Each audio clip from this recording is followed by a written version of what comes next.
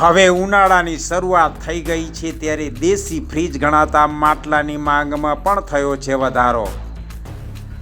અમે તમને એવું ગામ બતાવીએ કે જે આખા ગામ અને આખા ગુજરાતમાં માટલા પૂરા પાડે છે। જોઈએ એક વિશેષ અહેવાલ માટલાનો ગુજરાતી, તેમાંય પણ ખાસ કરીને ગુજરાતી માટલા। ગુજરાતભરમાં ફેમસ છે લીલસાના માટલા અને આ છે સાબરકાંઠા જિલ્લાના છેવાડે આવેલું લીલસા ગામ। 180 જેટલા પરિવારો અહીંયા વસવાટ કરી રહ્યા છે અને પોતાના ઘરે જ માટલા બનાવવાનું કામ કરી રહ્યા છે। એટલે કે ગુજરાતી ફ્રીજ, ઠંડુ ફ્રીજ, ઠંડી અને કાળી માટીમાંથી બનતા માટલા ગુજરાતના ખૂણે ખૂણે પ્રખ્યાત છે। અન્ય કોઈ વ્યવસાય ન હોવાના કારણે આ પરિવારો 12 માસ માટલા બનાવીને પોતાનું અને પોતાના પરિવારનું ગુજરાન ચલાવી રહ્યા છે। આ પરિવારો પાસે ન તો ખેતીની જમીન આવેલી છે, ના તો અન્ય કોઈ વ્યવસાય છે। રોજગારીનું એકમાત્ર સાધન હોય તો એ છે માટીમાંથી માટલા, લોરી સહિત અલગ અલગ માટીના વાસણો બનાવવા અને પેઢીઓથી આ પરંપરા આજે પણ જળવાઈ રહી છે। વધુમાં માટલા સહિત માટીના વાસણો આરોગ્ય માટે ખૂબ જ હિતકારક હોય છે, તેની માંગમાં પણ વધારો જોવા મળી રહ્યો છે। વર્ષો પહેલાંની વાત કરવામાં આવે તો તમામ વાસણો માટીમાંથી જ બનતા હતા અને માટીમાંથી બનેલા વાસણોમાં જ વઘાર કરીને ખોરાક ખાવામાં આવતો, જેને લઈને બીમારીઓ પણ ઓછી થતી હતી। ત્યારે હવે આધુનિક યુગમાં ફરીથી જાણે કે રિપીટ થતું હોય તેવું ફરીથી લોકો હવે માટીના જ વાસણમાં ખાવાનું બનાવવા માટે અને માટીના જ વાસણો વધારે વપરાય તે માટે તેની માંગમાં પણ હવે વધારો જોવા મળી રહ્યો છે। માટલાની માંગ વધતા ભાવમાં પણ 10% જેટલો ભાવ વધારો જોવા મળી રહ્યો છે અને તેનું મુખ્ય કારણ એ છે કે ચીકણી અને કાળી માટીની અછત જોવા મળી રહી છે।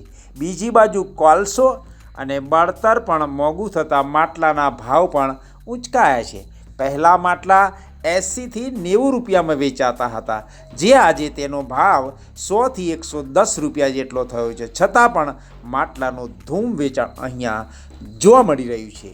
માટલાનું પાણી એટલે શરીરને ઠંડક પ્રાપ્ત થાય અને શરીરની સાથે આરોગ્ય પણ સ્વસ્થ રહે અને માટલાનું પાણી વધુને વધુ લોકો હવે ઉપયોગ કરતા રહી રહ્યા છે, જેને લઈને માટલાનું ધૂમ વેચાણ થતું જોવા મળી રહ્યું છે। લોકોની તરસ छिपावता આ પરિવારોને સરકારની સહાયની તરસ છે। માટીની સહાય કે માટીના વાસણો બનાવવામાં ઉપયોગમાં લેવાતા સાધનો પર સરકાર જો સહાય શરૂ કરે અને વર્ષો સુધી આ કારીગરો જીવંત રહેશે તે પણ એટલું જ જરૂરી છે। ત્યારે સરકાર દ્વારા તેઓને મદદ થાય, સબસિડી આપવામાં આવે અને આ સમાજને આગળ લાવવામાં આવે અને જે માટીમાંથી વાસણો બનાવે છે તેમને મદદરૂપ થાય તો આવનાર વધુ વર્ષો સુધી આ કારીગરો જીવંત રહેશે તે પણ શક્ય જ છે। પરંતુ સરકાર ક્યારે તેમની તરસ छिपाવે છે તે જોવાનું રહ્યું। હાલમાં તો લોકોની તરસ छिपाવવા માટે માટલા બનાવતા તે માટલા બનાવી અને તેનું ધૂમ વેચાણ કરતા જોવા મળી રહ્યા છે। મારું નામ પ્રજાપતિ ભરતભાઈ નાથાભાઈ છે। હું લીલછા ગામનો વ્યક્તિ છું। અમે લીલછા ગામમાં 180 ઘરના માટીકામ પ્રજાપતિભાઈઓ કરીએ છીએ। તેમાં અમે સોનોખ નાપડાથી માટી લાવીએ છીએ। માટી બહુ મજબૂત હોય છે અને અમારી માટીનું માટલું વ્યવસ્થિત અને સારું હોય છે અને ખુલ્લા મેદાનમાં પકવીએ છીએ અને અમારું માટલું ઓલ ગુજરાતની અંદર ફરે છે। સારામાં સારું માટલું હોય છે અને પાણીમાં પણ બિલકુલ એકદમ ઠંડુ હોય છે, એટલે અમારું માટલું વખણાય છે। ગુજરાતભરમાં માટલું અમારું અમદાવાદ છેક બહાર સુરત સુધી પહોંચી શકે છે અને છૂટક પણ રિટર્નમાં જાય છે અને હોલસેલ વેપારીઓ અહીંયાથી માટલા ભરી જાય છે। હું પ્રજાપત લખાભાઈ જીવાભાઈ મારું નામ। હું લીલછા ગામનો વતની છું, ભિલોડા તાલુકો। અમે મૂળ છે વડીલો વખતના માટીકામનો ઉદ્યોગ કરીએ છીએ।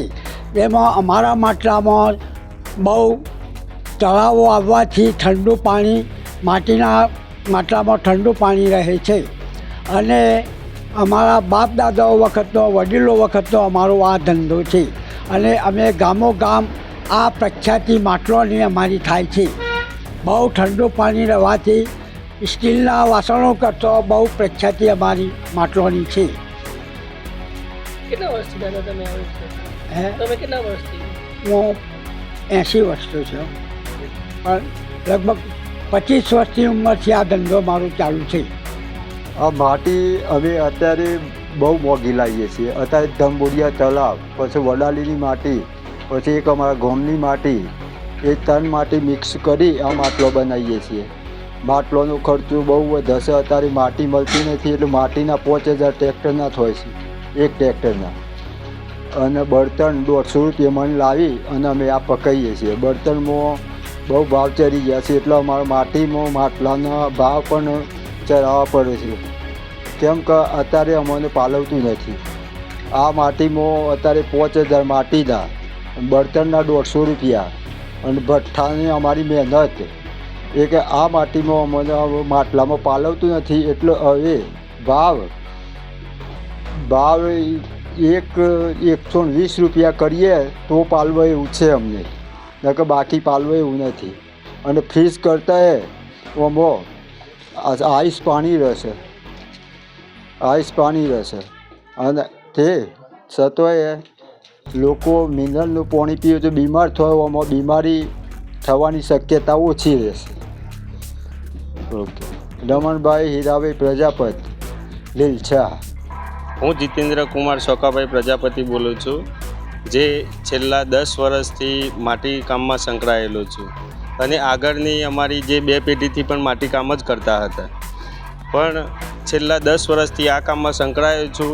હું માટીના વાસણ જેવા કે શાક બનાવવાની તપેલી, પાણી પીવાના ગ્લાસ, ચા પીવાના કપ, ખાવાની વાટકી અને પાણી પીવાના માટલા બનાવું છું. પણ બર્તનનો ભાવ એટલો બધો આગળ નીકળી ગયો છે કે અત્યારે 150 રૂપિયા લાકડું લાવવું પડે છે અને પૈસા આપતા પણ લાકડું મળતું નથી. અને આ જ માટીના વાસણોનો ઉપયોગ કરવાથી કોઈ જાતના રોગ થતા નથી. અને જેવા કે માટી પૈસા ખર્ચતા માટી પણ અત્યારે મળવી મુશ્કેલ છે. અને અમારે 4 મહિના સુધી ચોમાસાનો ધંધો બંધ રહે છે અને અમારે 7 મહિનાના કામમાં અમારી આજીવિકા પૂરી કરવી પડે છે. સવારે 3 વાગ્યાથી તે સાંજના 7 વાગ્યા સુધી કામ કરીએ છીએ. આખો પરિવાર કામ કરે ત્યારે સાંજે અમારું ખાવા પીવાનું ગુજરાન પૂરું થાય છે. સરકાર કોઈ આ બાબતે સહાય કરે છે? અને અમારે આ 4 મહિના જેવા કે ના બેસી રહેવું પડે એના માટેની કોઈ વ્યવસ્થા થાય તો સારું. અમે લીલછા ગામના વતની છીએ. માટી ધંધો માટલા બનાવીએ છીએ. માટલા આજુબાજુ ગોબડામાં પહોંચાડીએ છીએ, છૂટક જથ્થાબંધ. और માટી કામમાં બહુ મજૂરી બહુ લાગે છે. અમુક પૂજી અમારી કોઈ ખેતીની તો કોઈ નોકરી ધંધા બીજા છે નહીં, તો માટી કામમાં પૂરું કરવાનું હોય છે. બીજી કોઈ અમારી વ્યવસાય છે નહીં અને સરકારમાંથી કોઈ લાભો મળતા નથી. અમારી વ્યવસાય માટી કામમાં જ અમે પૂરું કરીએ, બીજી કોઈ અમારી ઓથોરિટી નથી. ઓકે. સરકારમાંથી કોઈ ફાયદાઓ કોઈ લાભો મળ્યા નથી. આજ સુધી કોઈ લાભ મળ્યો નથી. અમારા માટલામાંથી જ પૂરું કરવાનું. માટી વેચાતી લાવવાની, બર્તન વેચાતું લાવવાનું. ઓર બીજું કોઈ વ્યવસાય અમારી ખેતી કે કોઈ નોકરી ધંધા છે નહીં. માટલામાંથી જ પૂરું કરવાનું, બીજી કોઈ વ્યવસાય નહીં અમારી. આ માટીનો વાસણ વાપરવા માટેથી કોઈ રોગ ના થાય. શાક બનાવવાનો, પોણી ભરવાનો, જમવા માટેનું પોણીના ગ્લાસ, એ બધું વાપરવાથી શરીરને કોઈ રોગ ના થાય. ફ્રીજમાં તમે ફ્રીજનું પાણી પીવો તો રોગ થાય. અને આ શાક બનાવવાની ઓલી વાપરો તો એમાં કોઈ રોગ ના થાય. પહેલાંના લોકો વાપરતા તો કોઈ રોગ નહોતું થતો. અને આ નવેસરથી બધી નવી વસ્તુમાં રોગ પેદા થાય છે. એના માટે માટીનો વાસણ વાપરીએ તો કોઈ રોગ આપણને થાય નહીં. એનો ઉપયોગ કરવો જરૂરી છે.